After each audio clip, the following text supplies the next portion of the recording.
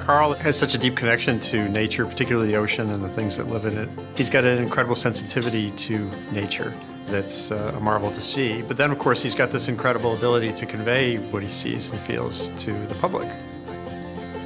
He's a MacArthur Fellow and has been named one of the 100 notable conservationists of the 20th century by Audubon magazine. But as a kid from Brooklyn, Carl Safina's lifelong fascination with the natural world started on a much simpler scale. When I was 7 years old, my father caved into all my pestering and got me a pair of homing pigeons. They had their little cubby holes, and we all lived in our cubby holes, and I just felt like life is life. That's just the way it is. The way my husband presented things was what Carl learned, a quiet way, not shoving anything down anybody's throat, but just to open their eyes and their ears. And he said, "You know, Dad," he said, "I don't know what I'm going to do with my life." My husband's answer was, "Just go with your heart." And look where it took him. Earning a PhD in ecology from Rutgers, Safina spent the first part of his career studying seabirds. In the early 1990s, he was one of the first to bring the issues of overfishing our oceans to the public.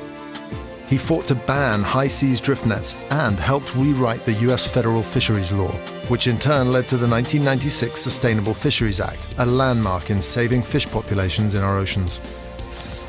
I'm not against using what's in the ocean.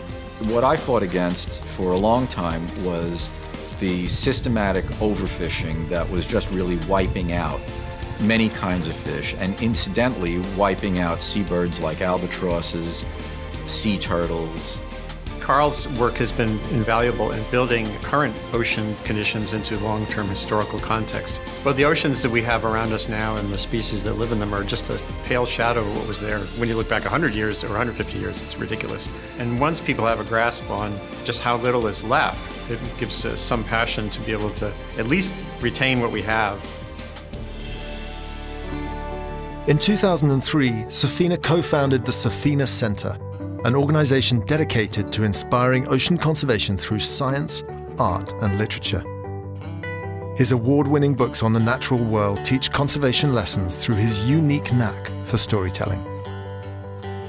The animals that I use are fantastic traveling companions and guides because they're the ones that have to live it every day. They live in the ocean that we're affecting. What I try to do is make sure that the reader is really right there with me and feeling it along with me. Carl is sort of a natural-born writer, and everything he does is lyrical. I can't think of anyone now who's writing, who's making a greater contribution in natural history. He's close to unique in being able to basically write a biography of a species. The leatherback turtle, the bluefin tuna, the albatross, where you build your understanding and concern about the oceans through following this species around its path around the world. He sings the sea. I think it's because he deeply loves nature and loves the ocean. In a way, I kind of see him as kind of picking up where Cousteau left off. In 2012, Safina's experiences as a conservationist culminated in a new arena, television presenter, when he hosted the PBS series Saving the Ocean. I'm Carl Safina. Please join me for the exciting first season of Saving the Ocean. I like the way Carl looks at the world, and I like the intensity he brings to it. And I love the fact that Carl makes no apologies for engaging us emotionally in issues that definitely need us to care. He's a simple guy. A lot of it has to do with humility. He doesn't push you. He puts you in a position to push yourself. He's a good teacher. In a better world, I would just like to teach people about nature and biology and bring more people into seeing how completely unbelievable life is. But in the world we have, we also have to solve a lot of really huge problems, and we have to do that quickly. I can't think of him as just a writer, as just a conservationist, as just a campaigner.